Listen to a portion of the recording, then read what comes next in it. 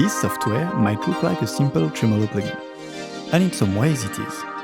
But what's a bit special about that audio plugin is that it has not been made by a human brain. You see, all the sound that comes out of that audio plugin is not computed by a person.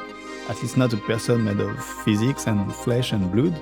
Indeed, that plugin has been generated by two artificial intelligences. You could argue that since I'm the one who built the code it generated, that makes me the creator of it. Yet all the code that deals with the sound is AI generated. I've only prompted things. So in a way, you could say that this audio plugin is just made of questions. And in this video, I'm going to show you which questions I've asked to make that plugin. Oh, and hello by the way, this is Flux, and welcome to this new musical coding quest.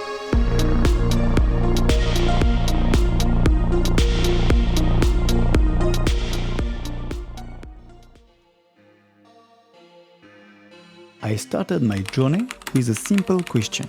ChatGPT, could you make me an audio plugin? And I didn't ask anything else. Then of course I got plenty of code and code again. It can look a little bit scary, but once you build all this is basically a simple gain plugin. Thank you ChatGPT, that was a good start. So I decided to go further and asked a tricky question to the AI. Can you make that gain slider original? I was just curious about how the word original could be interpreted. And big surprise, ChatGPT was able to give interesting ways to make the gain slider original, like making a non-linear curve, adding a bit of clipping. That was a bit interesting, but not really exciting. So I asked it to bring some ideas about an effect plugin more complex, and I got a lot of propositions. Not all of them got my attention, but some did. I had no specific ideas about what I wanted, so I just went with my feelings, and chose to go with the dynamic tremolo. I thought the dynamic tremolo was a good challenge to continue with, and its concept was simple enough. A tremolo that will vary according to the amount of audio it receives. The louder the input, the stronger the tremolo will be, which is why ChatGPT called it a dynamic tremolo. Well, of course it's not a revolutionary plugin, but it could definitely have a use in some projects, like to make any instruments more alive.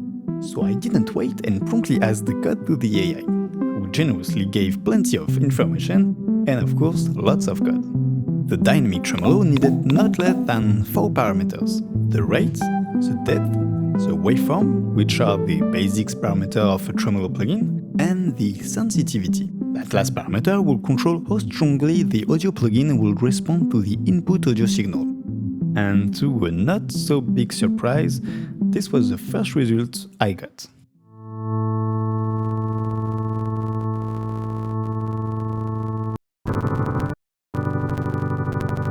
That the dynamic tremolo would have worked at the first try would have been too beautiful, of course. Some parts of the tremolo seemed to work more or less, but I had like a critical dynamic clipping that needed to be removed.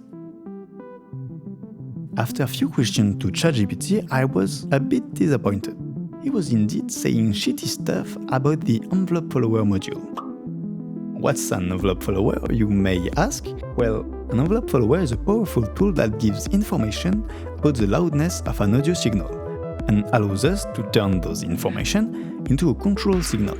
In our case, we'd like to use an envelope follower to modulate our rate and depth parameters. But let's take a look at the ChatGPT's envelope follower for a sec. In blue, this is the portion of the audio signal we received.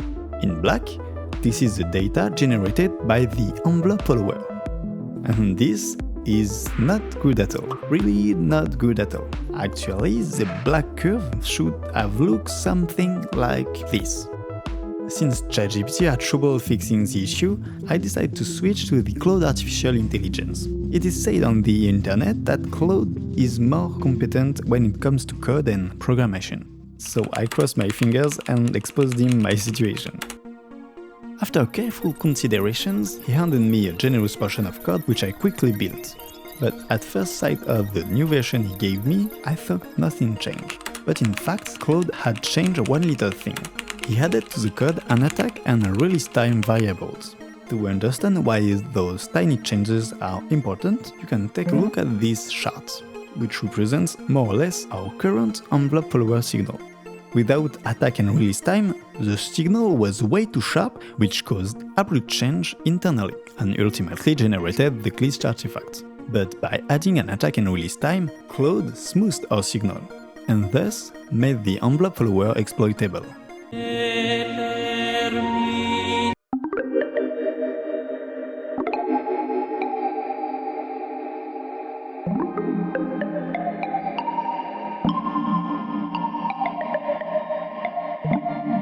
And this is, well, exactly what we expected.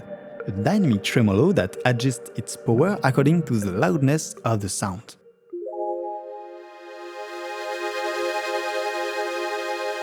I was quite impressed. All I did was to ask questions and pass the code I was given. Yet I got an audio plugin fully functional that I'm definitely going to use in my music projects. Another one little buggy thing remained though. The waveform parameter, and more precisely the square waveform. To fix it, we have to understand how the ChatGPT Tremolo works. See, it only requires an LFO. An LFO is a little algorithm that generates many kinds of signals. Those famous signals are most of the time sinusoid, triangle, and square. And those generated signals, like the envelope follower, can be used to modulate parameters in our plugin. Here, ChatGPT used the LFO signal to modulate the volume of the audio signal, which is like the core concept of the tremolo. The problem standed in the function ChatGPT used to generate the modulation signal, specifically the function to generate the square waveform. And here you can see the square was way too sharp with too many abrupt changes. In fact, it was too perfect. Like the envelope follower signal, the square needed to be smoothed a lot, and quickly. Where ChatGPT couldn't fix that square, Claude was able to improve things a little bit. It wasn't perfect, but that will do the job. At this point of the story, most of the hard work was done, with success. And I said most because the next really hard thing was to find a better name for that plugin, of course. And to be honest, it took me like several weeks, at least. But ultimately, I found it. It will be called the Tremolo plugin. Tremolo! All left to do was to give a nice and clean shot on the UI, and here we are, making the first project. This is truly a plugin you can put on anything: guitar, keys,